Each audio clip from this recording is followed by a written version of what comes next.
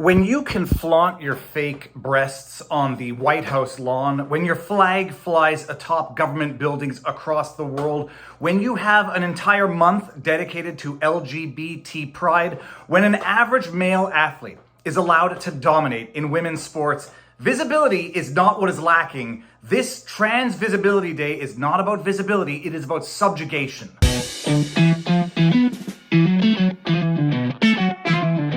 Viva Frei, former Montreal litigator turned current Florida rumbler, getting ready for our Sunday night show at 6 o'clock with Robert Barnes, vivabarneslaw.locals.com. There is scandal brewing today. It is March 31st, Easter Sunday, and there is controversy that has echoed through the interwebs. Joe Biden came out yesterday and declared March 31st official day of trans visibility. And this year, March 31st also happens to fall on an Easter, and people were screaming, crying outrage that Joe Biden would turn Easter Sunday into Trans Visibility Day. Now, a lot of this is not faux outrage, but misunderstood factual patterns.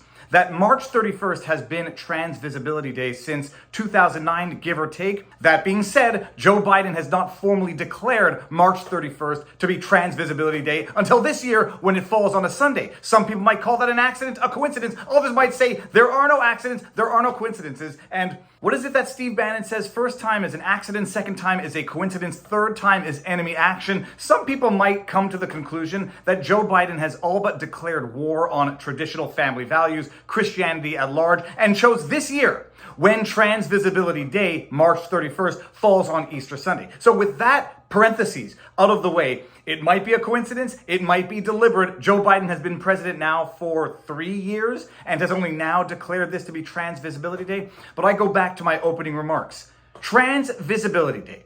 You have 30 days. Yeah, it's 30 days of pride in LGBT Pride Month, June. That is 30 days of LGBT, and if anybody doesn't remember those acronyms, it's a lot longer now. It's 2S LGBTQIA+, if you ask Justin Trudeau. I will never apologize for standing up for an LGBTQ2+ kids' rights. Lesbian, bi, which bi seems to admit that there are only two sexes, whatever. LGBT, lesbian, gay, bi, trans. There is already a month dedicated to trans visibility. This day has been around for darn near 15 years, it would seem.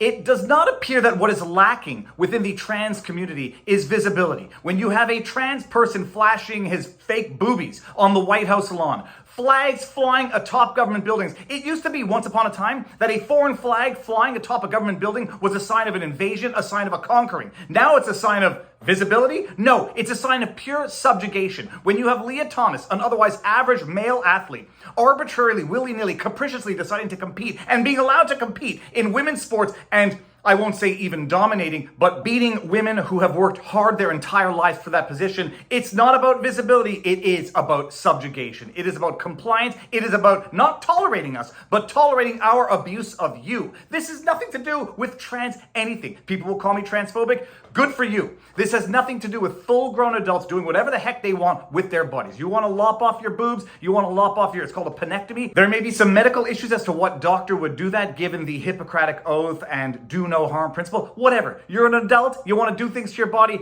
God be with you, enjoy the day, do what you want with your body. When it becomes a question of forcing compliance, forcing subjugation from the Riley Gaines of the world, then it is no longer about visibility, it is no longer about tolerance, it is about subjugation, and it is about forcing other people to tolerate your dominance over them in fields that were hitherto segregated for a biological reason. When it becomes a question of pushing this ideology on children, once upon a time, there was a thing called genital mutilation. Lopping off healthy boobs, lopping off weenies. Even if it's for so-called gender-affirming care, you give it these beautiful euphemisms like medical assistance in dying in Canada. Another word for mercy killings, as the Nazis used to do it. Call it gender-affirming care all you want. When you lop off proper functioning organs, it is mutilation. An adult so choosing to mutilate his or her own body, That is up to them, whatever makes them happy. An adult choosing to do it to a child, that is child genital mutilation. Full stop. Not about tolerance, not about visibility. It is about calling things what they are. That is child genital mutilation. Now, I'll open up a parenthesis very briefly and steelman the argument. I get this all the time. But Viva, what about male circumcision? That is not mutilation because that does not impede with the proper functioning of an organ, though I understand the arguments for which people object to male circumcision. But it's not mutilation. That could be argued to be more cosmetic than anything else. Cutting off proper functioning breasts for no other medical reason other than the preferences of the individual is mutilation. It's mutilation because it impedes with the proper functioning of an organ. A penectomy, lopping off a proper functioning penis.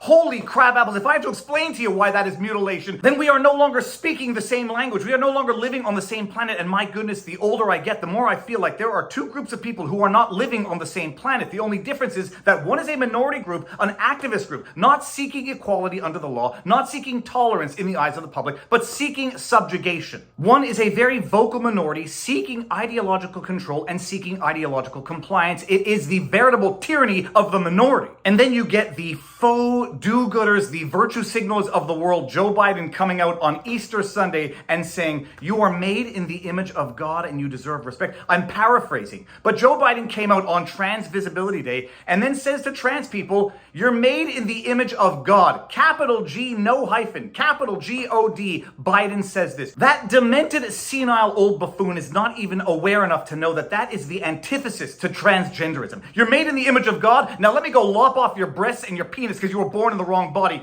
Oh my goodness. In fact, saying that you are made in the image of God is quite literally the most transphobic thing anybody can say because it means you were born into the body that God gave you. Not the one that you wanted, not the one that you think you feel more comfortable in. You were made in the image of God. You're perfect the way you are. And yet these demons also come in and say, you're made in the image of God. You're perfect the way you are. Now let's go ahead and give you hormone therapy, puberty blockers. Let's cut off your proper functioning organs in the name of gender affirming care. I am sorry, when it comes to children, that is not care, that is demonic abuse. When it comes to adults, whatever floats your boat, I have absolutely no problem with anything. We can make the decisions we want as adults, but don't dare call it purely cosmetic. There's nothing cosmetic about lopping off organs. There is nothing cosmetic about sterilizing a child. There is nothing cosmetic about a male, and I'm no longer even saying a biological male. There's nothing cosmetic about allowing a male to dominate in women's sports. It's not about cosmetics anymore. It's not about reaffirming people's choices anymore. It is about forcing compliance and forcing others to live within the realm of the mind of other people. And I'm going to end where we started off. We have 30 full days of LGBT pride for those who choose to celebrate it. That's fine. You want to celebrate. I've been to the pride parade. I have no problem with adults doing what adults want to do among consenting adults. But don't pretend that there's any lack of visibility. You've got a trans person on the White House lawn flaunting their big boobies. You've got the flag atop buildings. You've got crosswalks of flags. You got a month. This is no longer about tolerance. This is no longer about live and let live. This is about you live the way I want you to. You call me what I want you to. And if you don't, it's bigotry, transphobia, whatever.